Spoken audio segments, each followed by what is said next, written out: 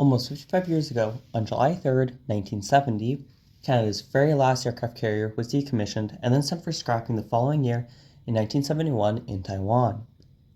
Even though aircraft carriers aren't really associated with Canada, we had three, and we may never have one again. So in today's video, I'm going to list all three Canadian aircraft carriers. They all happen to be light carriers and all built by Harland and Wolff, from my least favorite to my favorite. We did operate two escort carriers for the British, but they were technically still in British commission, held the designation HMS, not hmcs. And the crew was a mix of both British and Canadian, so they don't technically count, unfortunately. So, without further ado, let's get on to it. Coming in at number 3.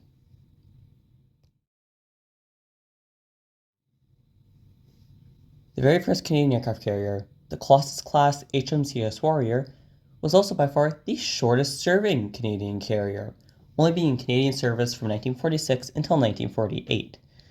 She started her service with the British from 1945 to 46 before her loan to Canada, and then again from 48 to 58, and then finally Argentina from 59 to 71, where she would end up being scrapped in 1971 in Argentina.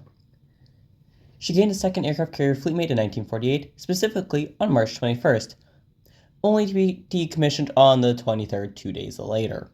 So why is she below the other two? Well, it's a few very simple things. Firstly, she was a utterly terrible fit for Canadian service as she didn't have equipment heaters. Canada is very cold in the winters, so heaters are necessary. The budget wouldn't support two carriers, so when Magnificent was ready, Warrior was returned to the UK, ending her short Canadian service.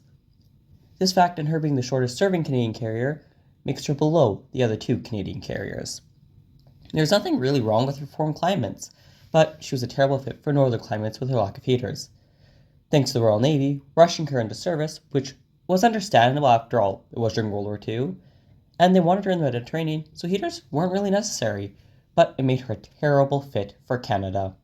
I rank her a 5 out of 10 on my personal scale, which combines my likingness of the vessel and its service record, specifically mainly its service length. So, coming in at number 2,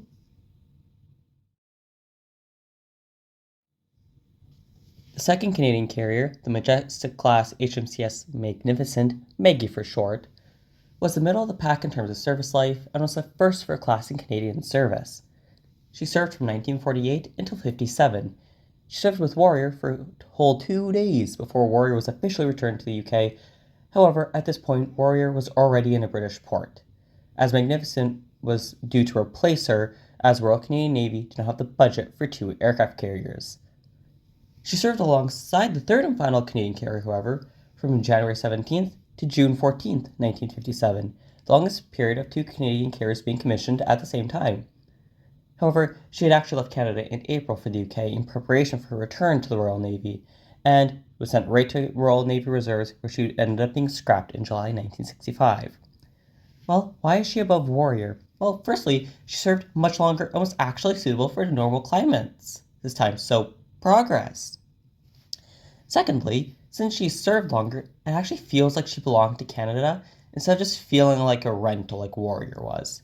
Technically, both Warrior and Magnificent were released from the Royal Navy, but Magnificent only served in Canadian service, as she was sent to reserves upon her return to the Royal Navy.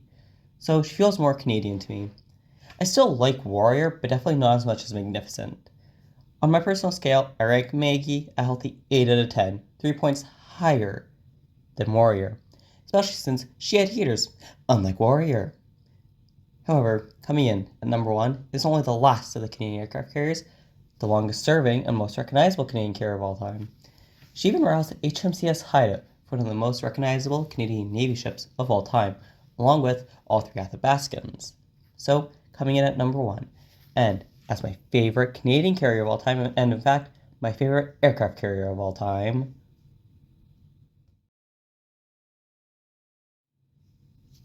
that's right, good old Bonnie herself, the third and final Canadian carrier, and the second Majestic-class carrier in Canadian service. HMCS Bonaventure served from January 17th, 1957 to July 3rd, 1970, and was sent for scrapping in Taiwan in 1971. The same year as Argentina's Air Independencia, also known as formerly the first Canadian aircraft carrier, HMCS Warrior, and 6 years after Magnificent in 1965. She hasn't been replaced, and most likely never will be, at least not the way the current Navy operates. Not mentioning names, Victoria-class submarines that typically only have 2 in service at once out of the 4. Those things are disasters. She was the pinnacle of Canadian carriers and the last large Canadian warship that wasn't a fleet support vessel, which, for the world's largest coastline that we have, it isn't exactly great. She was also the only carrier owned and not loaned to the Canadian Navy.